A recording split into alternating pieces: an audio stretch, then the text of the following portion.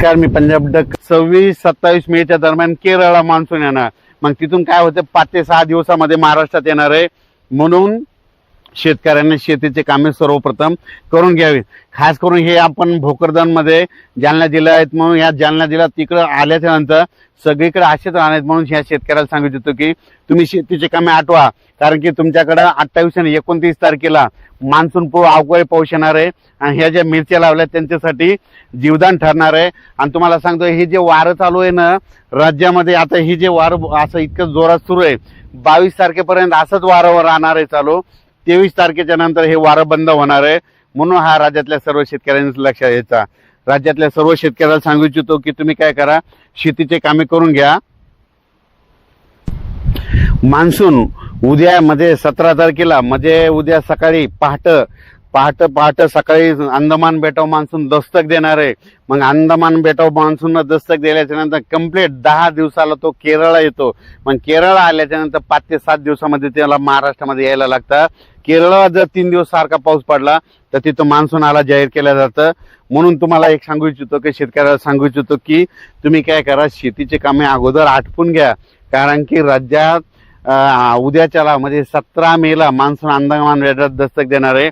आणि 2026ला यावर्षी सुरुवातीला थोडाफार पाऊस कमी राहील, जेमतेम राहील, पण यावर्षी पिकाला खूप चांगला पाऊस राहणार आहे.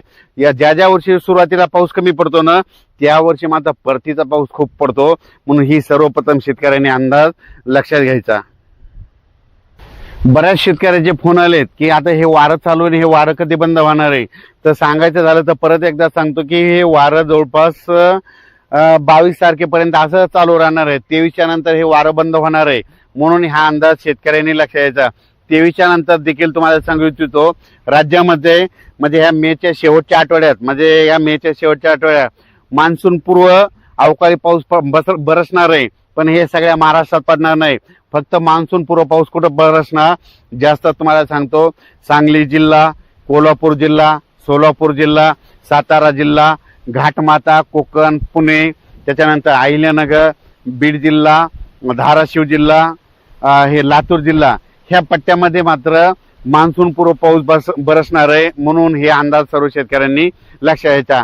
ह्या जवळपास पश्चिम महाराष्ट्र सांगायचं झालं तर पश्चिम महाराष्ट्राकडं मात्र 21 तारखेपासून म्हणजे 21च्या नंतर 22-23च्या नंतर तिकडं मान्सून पूर्व अवकाळी पावसाला, पूर्वमोसमी पावसाला सुरुवात होणार आहे.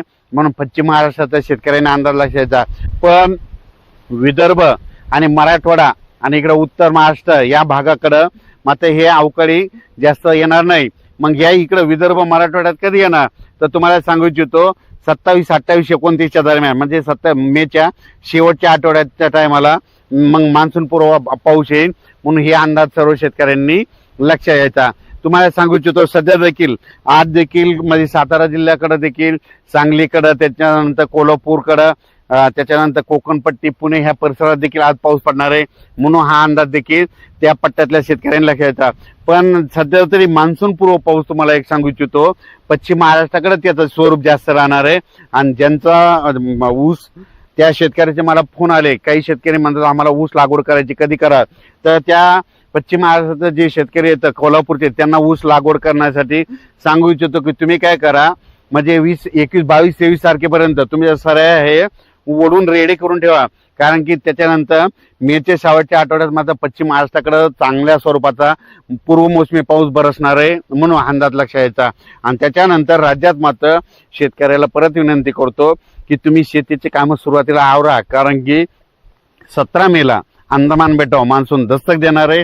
तिथून 10 दिवस यायला केरळला लागता. केरळला 26, 27, 28 मे 3 दिवस तिथं केरळला पाऊस पडला. तिथं मान्सूनाला जाहीर करणार आहे. ती देवभूमी आहे, त्या देवभूमीवर जाहीर करणार. मग तिथून तो पुढं प्रवास करणार.